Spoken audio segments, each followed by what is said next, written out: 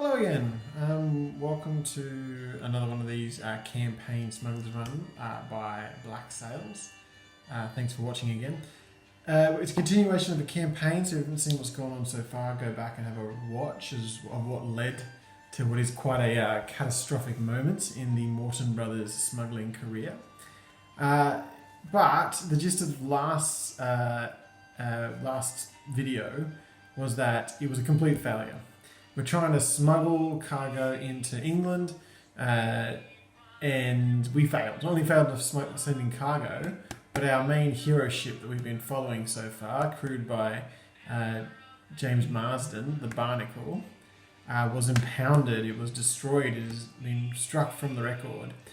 We did very poorly. The reality is, got absolutely creamed in that previous game, and it's not all that surprising. I haven't been following the exact rules of the game for Smugglers Run, which is not surprising considering I'm just doing it by myself and it's meant to be two-player.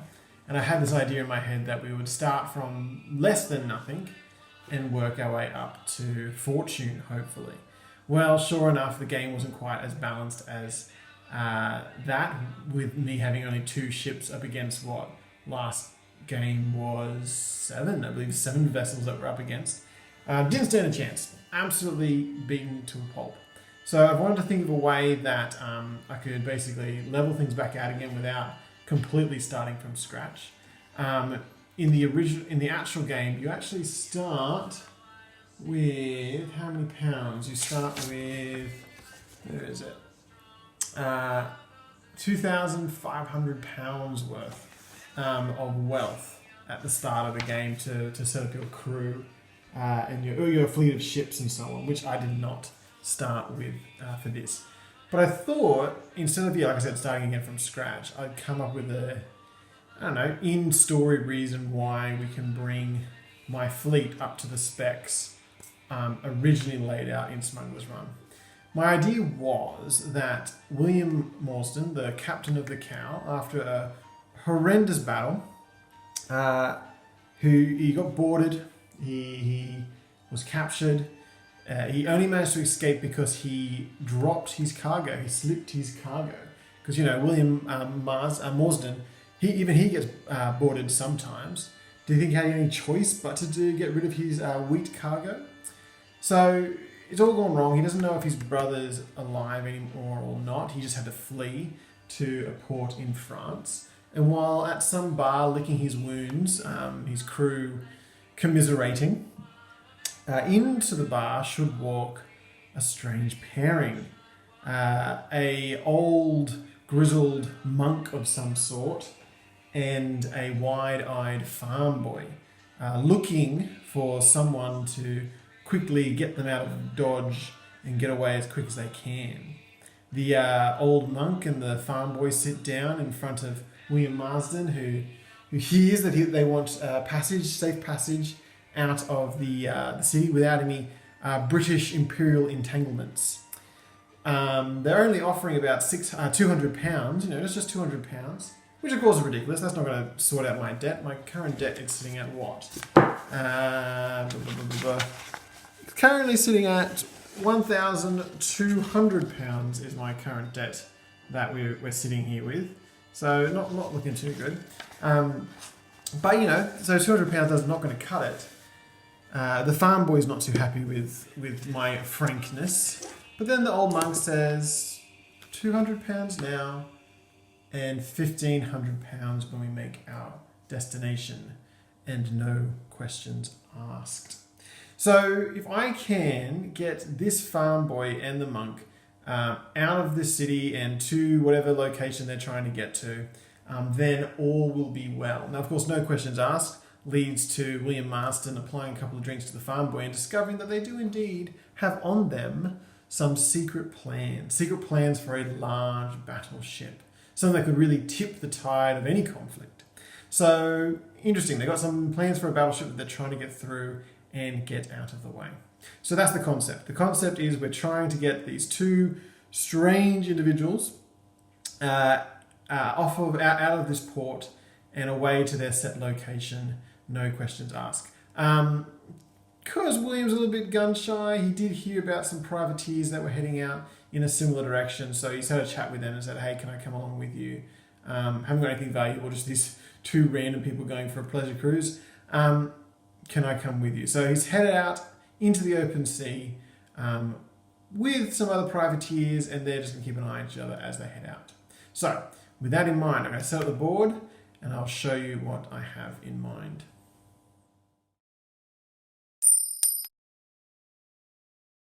Our fleet of privateers. We have our 3 ships. I believe we have what is actually the Charlotte, as I've called it. And this one, I can't remember, our red ship. These are French privateers. They're going out with a letter of marque to go out and cause mischief for the British fleet, as wont to do. And bringing up the rear, of course, is the Cow. The Cow is just tagging along just to keep their head down, trying to keep themselves safe. So they're cruising along, when suddenly on the horizon they notice a vessel. They follow this vessel. It's a frigate, and the frigate seems to approach what looks like an island. But as they approach, of course, the monk is the first one to realise that that is no island, but that is indeed a battleship.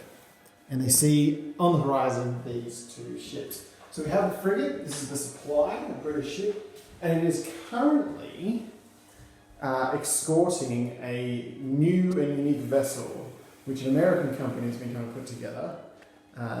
A large privateer type ship.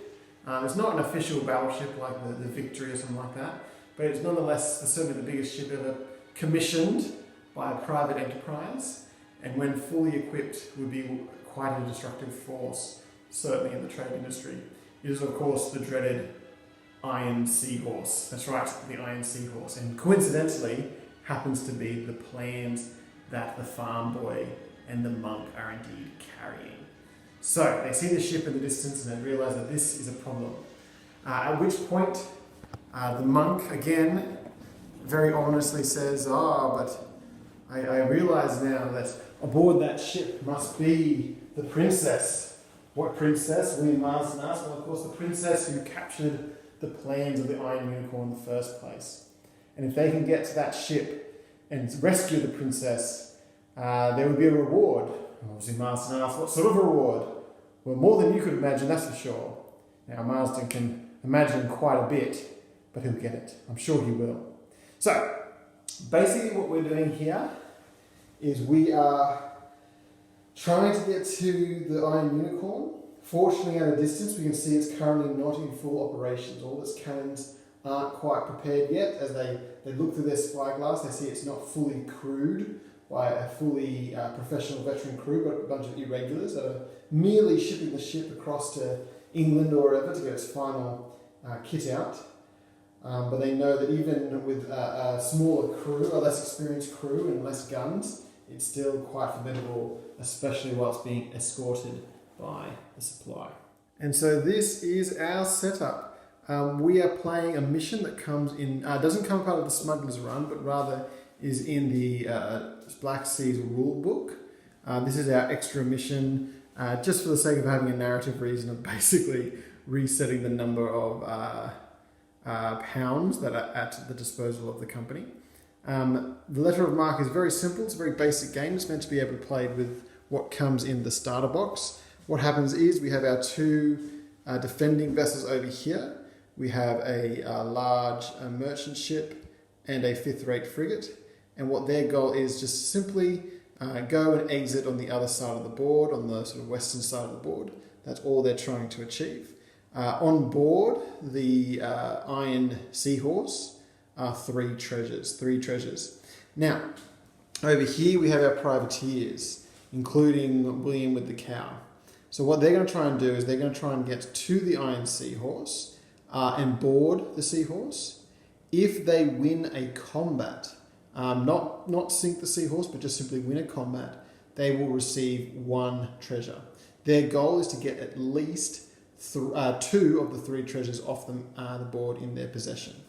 While the Iron Seahorse, it needs to get 2 of its treasures off the other side. So it can afford to lose 1, but it cannot afford to lose 2. Now, just to add our little narrative extra of the princess being aboard the Iron Seahorse, When the cow, if the cow, but I'm going to say when the cow pulls up alongside the Iron Seahorse, if they are able to do a skill check and succeed at the skill check, then they not only find the treasures on board the ship, but more importantly, they find the princess and are able to get her away. As it stands, if the mission is successful or not, because they'll get, so long as the cow doesn't sink or get captured, they'll be able to get £1,700. But if they find the princess, we'll make that around £2,000. So that would be going into the coffers to basically restart our Smugglers Run game. So that's the mission. I'll set up and get ready. As you can see, the wind is coming from the south, and as such, the other privateer ships will go first.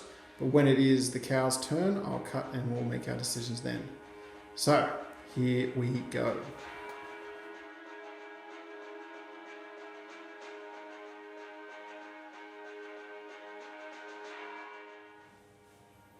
Okay, here we are. So the privateers go first with the wind coming from the south. So they are beginning to jockey into position. It's now the cow's turn, however. So I'm thinking the cow, basically, I really want that money. I want those pounds, and I really want them to get to that ship and get the princess to get the extra cash.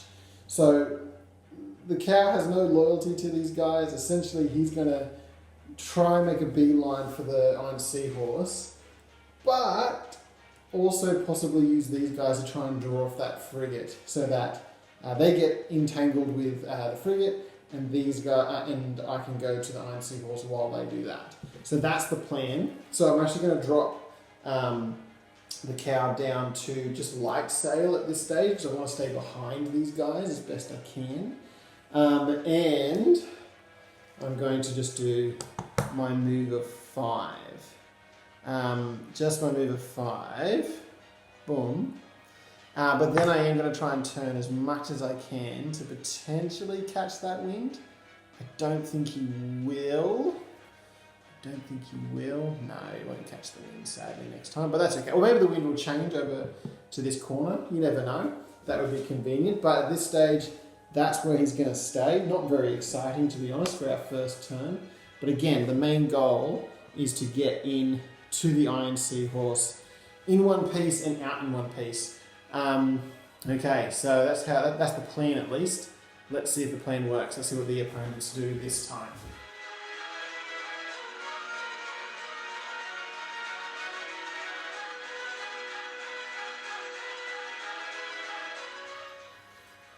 Right, so that was we're at the top of the second round now, and the cow is going first. The wind didn't shift. So the cow, like I said, is trying to hang back and let these other two ships get into the mix first. So sadly, the cow's, it's biding his time at the moment. He's just going to be moving forwards a little bit. It seems that in the distance, the supply is trying to move into a position where it can ferry and shepherd the Iron Seahorse through this mission. So that's what it seems to be trying to do. So hopefully with our little privateer friends, they can try and put a wrinkle in the supplier's plan, but we'll see. But for now, the cow is going to be very conservative, staying at light sail and moving forward another just 5 inches for now. Will he turn? So he's coming this way. Look, just a little bit, just to get that wind, I think. If we can get the wind, let's have a look. Next time, that would be lovely, maybe a little bit more.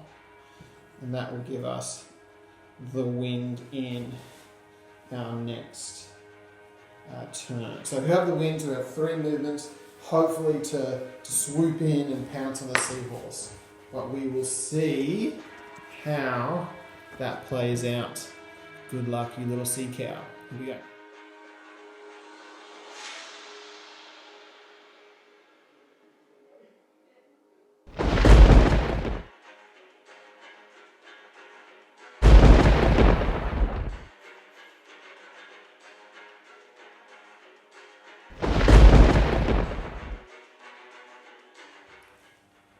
Well, holy moly, what a round.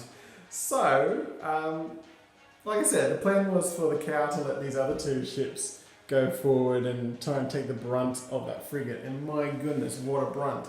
So pretty much the frigate got in range for all of its cannons to be fired. It's got the long guns, the short guns, and those shotgun ones, the coronades or whatever they're meant to be called.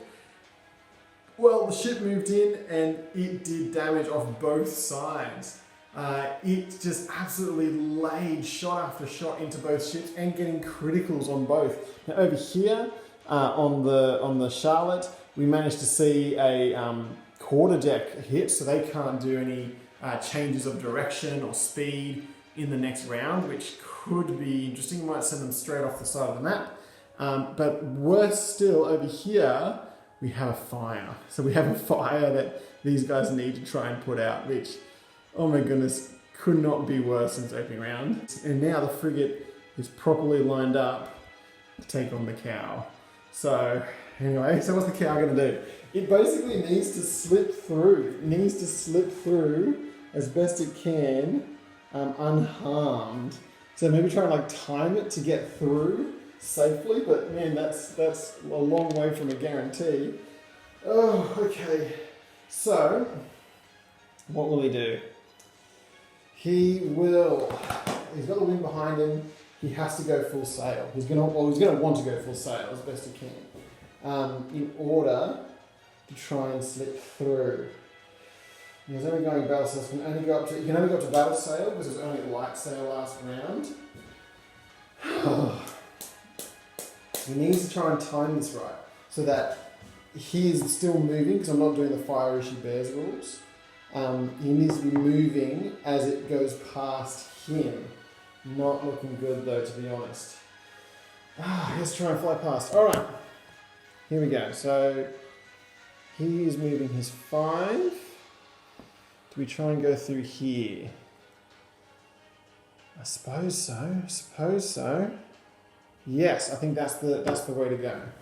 So he's making his way towards the frigate. He's basically figured the closer he is to danger, the further he is from harm, as a very silly hobbit once said. Okay, so just turning slightly to try and line this up. He's trying to thread the needle here. Alright, here we go. This all could go very badly. Goes another 5. And basically, he will have to, there's slightly house rules, but he will have to move his 5 inches first before he can turn.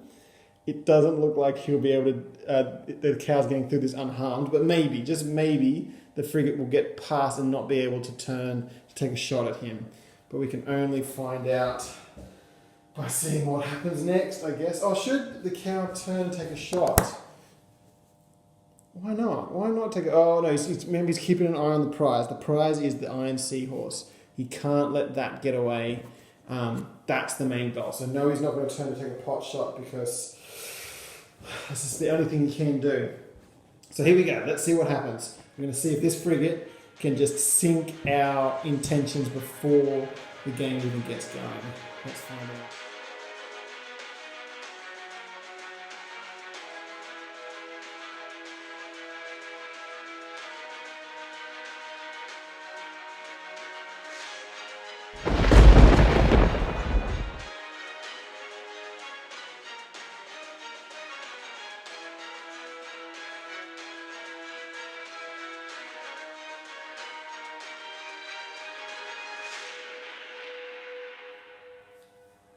Right, okay, so the cow's gamble of threading the needle didn't quite pay off. It sort of did.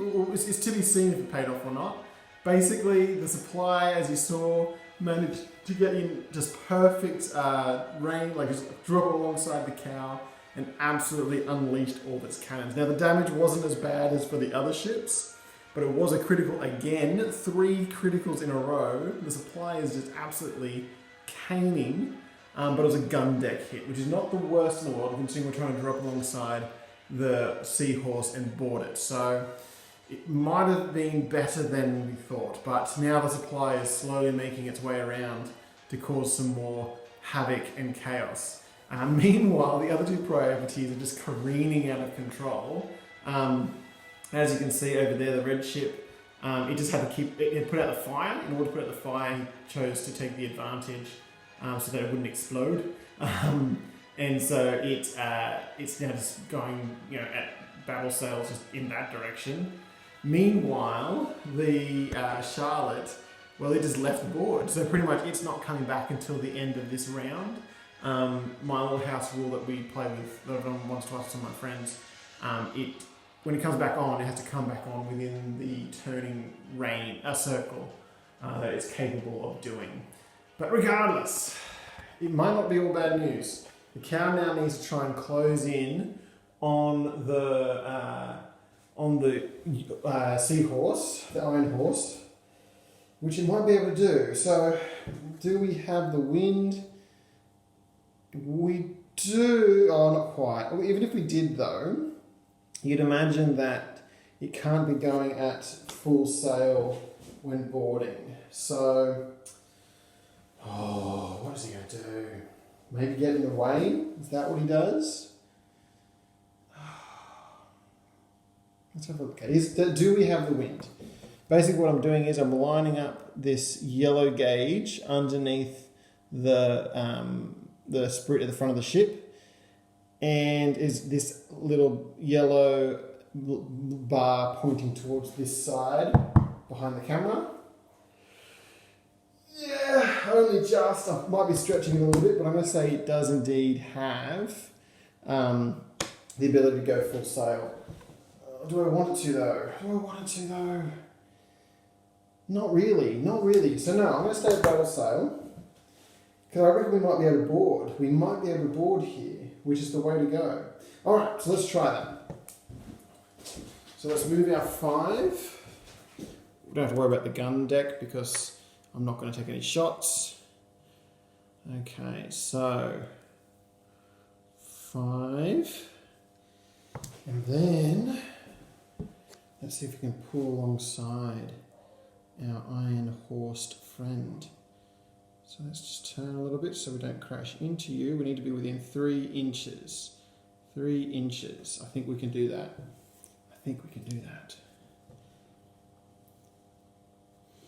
Alright, and we pull up.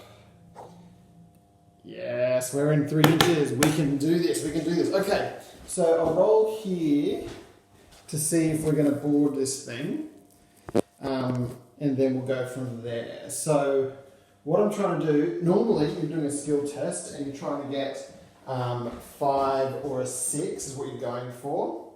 But in this letter of marque mission, they're deliberately making this ship easier to board. They're saying that these privateers are feared, and so therefore the crew's panicking, they don't know what to do. Essentially, when they throw their grappling hooks, they get a +2 to their skill check. So basically I'm looking for a 3, 4 or 5 in order to board this ship. But you never know, you could get a 2 or a 1, it's possible. Here we go, come on, don't fail. Yes, it's a 6. It's a 6. So we're boarding. Alright, let's do that. So let's do the boarding. So we've got to imagine that rope's been across, we draw them into sort of like a logical position. This is a much bigger boat, so I'm assuming the cow would move a lot more than the horse would. But the horse would move a little bit, at least. Something like that. That seems to make sense. Okay, so they've boarded. Okay, so they're on board the Seahorse. The goal here is to win just a clash with this ship. I don't have to sink the ship, I don't have to make it strike colours, I just need to win a battle. So in order to do that, how many dice does our Iron Seahorse have today? They have 5. They have a ridiculous 5 dice. So we'll grab 5 of our die here. 1, 2, 3, 4, 5. Indeed. However, our cow gets a little advantage. So because he's got, he'll be getting normally, the cow will be getting, with his health being at 15, 2 die, technically. But again, because they want to make it really easy for you to board this ship in this mission, I think we get an extra 2. I believe it's an extra 2 dice. I'll check that. So, yes, indeed, the cow will get an extra 2. So, the Iron Seahorse will have the blue and the black as their 5, and the cow is going to have the red and my special blue in this round. Normally they're both... the cow... A lot of rules, sorry about that. The cow is trying to get 6 and down in order to make a hit, whereas the Iron Seahorse, with their inexperienced crew, is getting a 4 in down in order to hit. So the odds... I'm going to say they're in favour of the cow, but not by much. So let's see what happens. Okay, so here we go. Alright, let's see what we got. Alright, so the red below a 6, red below a 6, not below a 6. This is also not below a 6. This is above not below a 4, not below a 4, not below a 4, not below a 4, not below a 4. Oh my goodness. So, the cow, yes, managed to get 2 hits, which, let's be honest, is pretty pathetic. But in the end, the Iron Seahorse got no hits because everything was over a 4, which means that the cow did indeed win this combat. So he does get the treasure off of the Iron Seahorse onto himself. So I'll put that onto his tray. But the question is, did they find the princess? Did they find the princess? So we'll roll a 5 or a 6. Will mean that they did indeed find the princess on board the ship. Nah. Not only did they not find the princess, but when they made their dramatic escape from the ship, the old monk bumped into some cruel and vicious captain on board, and indeed the monk was slain in the combat, leaving the farm boy to run away in tears, but nonetheless with a plan. So no princess, no bonus today. All right, let's go back to play.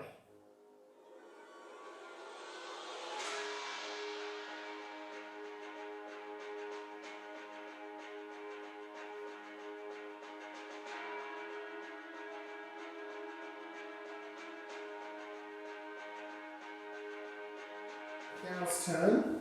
Our fellow privateers, the Charlotte has managed to come back onto the board. We've also got the red ship running parallel just over this way. And even though they did have a lineup on the red ship, the supply was out of range and was able to take a shot. So it's just still ominously lurking around to cause all sorts of mischief. But now it's the cow's turn. The cow is currently linked up to the Iron Seahorse. Normally, they will continue to battle away and try and bring the ship to its knees. But that's not what's happening. These guys are privateers and pirates. The cow wants to get out of here as quick as it can with its loot. So it doesn't have to roll for a skill check to break combat, break its moorings alongside the Iron Seahorse, because it was the one that initiated. So basically, the crew just let the ropes go. The cow will be able to slip away with its treasure at currently light sail. It basically just needs to get off the board. That's really what the cow's going to be doing, and it's going to do that with absolute haste, leaving his friends in the lurch, to be perfectly honest. But that frigate is just freaking me out, to be perfectly honest. So he breaks away, and then he travels his 5 inches. And that's all he'll get this time, being at light sail. And he's just going to book it that way, to be perfectly honest, and get out of there as quick as he can. So, little short one, a nice little cowardly move from our smuggler friend, Mr Moreton, but in all honesty, that's just the only way to go. Alright, let's keep moving.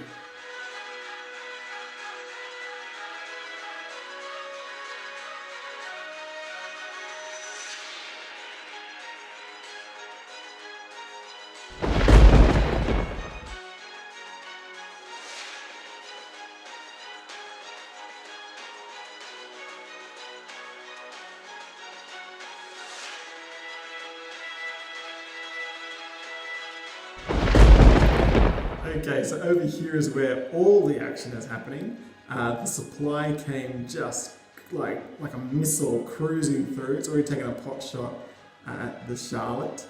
Also, these ships are taking shots at each other as well, and both the Charlotte and the Red ship are trying to move into position to try and grapple with the Iron Seahorse.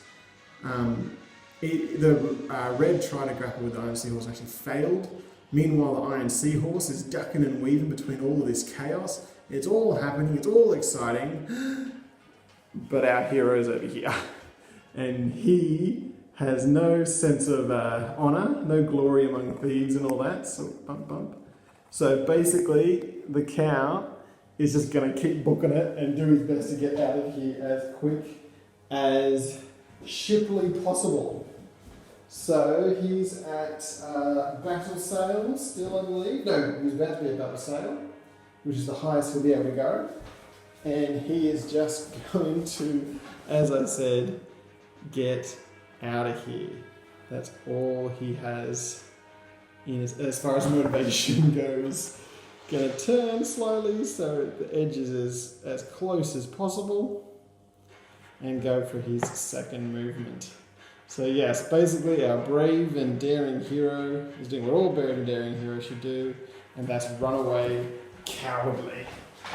Alright, bit shameful, but again, William Medway's priorities are trying to be a hero, got them in debt in the first place, so this is his chance to get away with the gold. Well done, daring hero.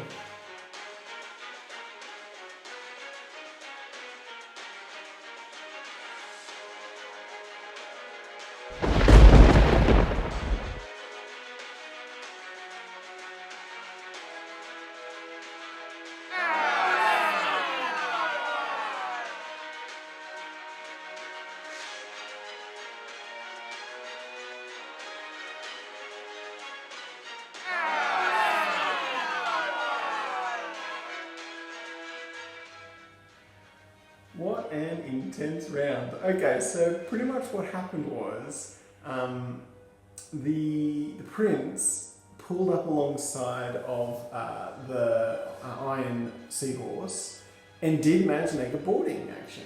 But then what proceeded to happen was the prince, when it attacked, the Iron Seahorse absolutely repulsed the prince, like to the point where the prince dropped below its striking value, which means the prince is out of it. It's now just a floating hunk in the middle of the water. Now, I brought Red alongside the prince, and I was like, technically in the rules, like that ship is in the way of a boarding action. But look, it's more exciting, it's more dramatic. What I did was I said, look, it will attempt to board via the prince. So they're running along the prince's deck to try and get the treasure off of the Iron Seahorse. If it fails, it fails. But then if it succeeds, they'll get one chance, just one chance to put some damage on the Iron Seahorse. And if they can win, they'll get the treasure and get out of there. If they fail, if they don't get the win, basically the Iron Seahorse will just pull away from the prince because it'd be able to do that. Well, sure enough, the fight went on and it was a victory to Red. So Red now also has a treasure. Prince is out of it, which means basically now Red need to get off the board, and so does the cow. If they can get both get off the board, the win will be theirs. But of course, the supply is still hanging around, causing grief. But like I said, our little so-called hero ship off in the distance, off he goes. Let's see if I can get to focus. No, I'll try this. Our dear friend the cow is just sailing off into the sunset, gold in tow. These privateers be damned. Okay, but nonetheless it is the cows go first. He's currently going his maximum possible battle sails. He'll keep doing that. And of course, he will just keep sailing. Does he get off this time? I think he might. Yes, that gets off. So just like that, the cow is away. He's free. Technically, that's the only ship that we really care about in this battle, but we'll find out what happens to the prince. If we can win this, if this is a victory to the privateers, then I reckon that we say that the full price will go to the cow, but if it's a loss, then we might make a 10% reduction on their earnings this time. So we do actually want to see Red get home in order to get the full £1,700 promised to us. Alright, let's see if that happens.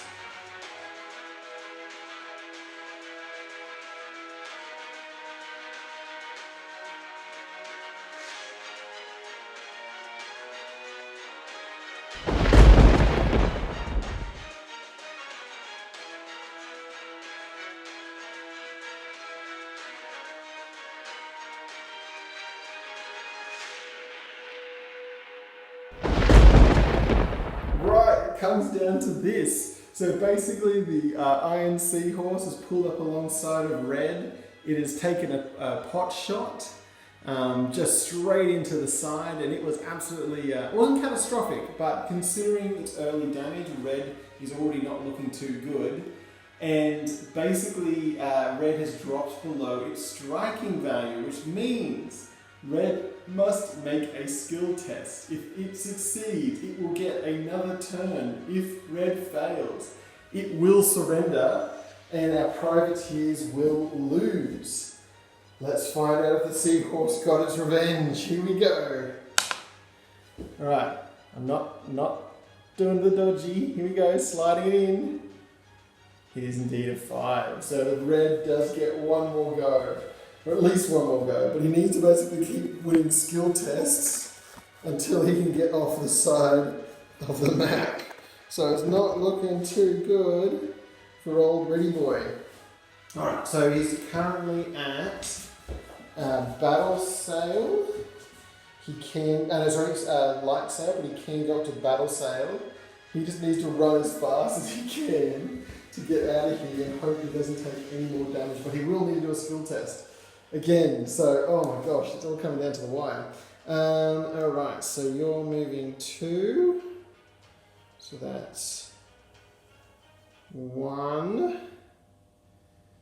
And now you can turn to get closer, make the edge, like be going straight towards the edge and hence closer. Over a little wave. Alright, let's get you going. But he's not quite there yet. He is definitely not quite there yet. He's got one more turn in him. As you can see, there's the green finish line. If he can get across that, he'll be safe, but he needs to make one more skill test to see if that works. Okay, I'm going to quickly just move the supply around to move these other ships, see if they can do any damage, but I might just cut straight back to our old Red friend to see if he actually makes this thing. Right, it wouldn't have been much of a time lapse, so the supply is skulking around in the background, but basically his job's done, he's not doing anything else in this battle. But we do have the Iron Seahorse. It managed to basically line up another shot. So the Iron Seahorse is a large merchant vessel, it's the largest sort of stat option that I can get a hold of. That's too long and too short, all of which is in range. It's not within 3 inches, so it won't get that. Oh no, yeah, only just. It does have that advantage. So basically it's looking for 4s and down. 4s and down. And if it can do that, it might just be able to sink this ship. It has to get all hits. Let's find out what happens. Here we go. Alright, 4 and down. No, didn't quite get that. It did manage to get itself 1 hit in. Just 1 hit in. So that's down another 2. But really, in all honesty, that would have just been a more dramatic way of ending. Because old Red here, he needs to now do another skill test to see if he surrenders or not. Because if he surrenders, that's it, game over. Alright, so he's trying to get a 5 or a 6. Let's see what he can do. Nah, it's a 2. It came down to the wire, but in the end, sorry, I'll put it so you can see it. In the end, it was a 2, which means our poor old Red, despite his valiant effort, heroically fighting, trying to get to the end, in the end the privateers are like, nah, not worth it. they've sent up the flag and they have surrendered. So that is that. That was our whole game. In the end, it was the defender's victory, which means a slight reduction to the pay that I'll receive at the end of this. Hold on, I'm just going to try and focus that. There we go. But, as I said, the main goal of this game was to get our little farm boy with the secret plans of the Iron Seahorse back to his fellow treacherous compatriots, which is what we have achieved. More than that, we have seen the Iron Seahorse in action. And the Iron Seahorse, even in a depowered state, as we've seen, is quite the deadly foe. We've barely made a scratch in its armour, and even with the lesser number of cannons, it's a pretty brutal foe. I get the feeling that in later missions we will see the Iron Seahorse return. Let's wrap this up. Alright. Right, well that was very exciting. We managed to get our farm boy away with his plans of the deadly and dreaded Iron Seahorse, which we now know is prowling the waters and causing mischief to all the rebels out there. We did lose our monk and we did fail to save our princess, but you know, what's one less princess in the world? That's a horrible thing to say, but no, you get my drift. Our plucky little band of heroes didn't quite form like it did in other media. But nonetheless, we completed the mission, we completed it still floating. The chappie got away. Now we did lose. Ultimately, our privateer side lost the battle. So what I've done is when he was going to be getting £1,700, a bit akin to the inspiration behind this scenario, he didn't because he didn't manage to get away. So we got a 10% reduction. We're going to say that instead, this little escapade has earned them, so let's call it death boat plan delivery. We managed to get £1,530 out of this little adventure, which is going to bring us up to something a bit more reasonable. We'll be able to continue the Smugglers campaign a little closer to as intended by the original designers of the game, which is kind of the purpose of playing this mission. It was a short little mission in order to put us back on a more comparative level to what Smugglers Run intended, but give us a nice little narrative reason why that is the case. So let's also go through what else happens post-mission, whatever applies. So let's just have a quick look. We've done the battle. We've gotten our pay, which is our sell the cargo. We delivered our plans to this plucky band of rebels. They're all like, you should stay, you should help. And William Morton was all like, oh, well, maybe not, but may your strange, interesting religions go with you. And as he sailed away, he thought that maybe he should go back and try and help out, but I'm sure that young farm boy will be fine. So William Marston has sailed away with his pay. All right, update the shipyard status. Our cow did not sink. The other privateers, they weren't connected to us. They were just there for that mission. So yeah, they didn't end well. But our cow is fine, which is lovely to see. We said we don't need to roll on any of our tables. What else do we need to do? Return journey. Now we will do this. We'll imagine that he sailed off, let's say to Ireland. That's a great place to sail to, but he originated in France. So he's going to sail back to France on the way. So we roll ourselves a d10 to find out what happened on the way back. Oh, there you go, 5. What is 5? Tinkering shipwrights. Develop a contract with a neutral shipyard as paid dividends. Choose one of the ships that did not participate in the previous battle to gain free upgrades from the list. Well, we can't really do that at this point. So, never mind. Missed opportunity there, but that's okay. Lastly, replenish cargo and so forth. So I'm going to do that off camera. I'm going to basically now use our ill-gotten gains to better stock out our fleet. So our fleet at the moment consists of 1 brig. Hooray for brig. But we will add to that. I'm thinking we might add a larger ship. I've got a nice little model which would be good for that. But also we might add either another brig or potentially a ketch. I don't know. I'll have a think, and I'll really beef out our fleet now, because now we do have the funds to do so. We'll still be in debt. I'll pay off with this windfall. I will pay off some, but not all of our debt, which is quite reasonable.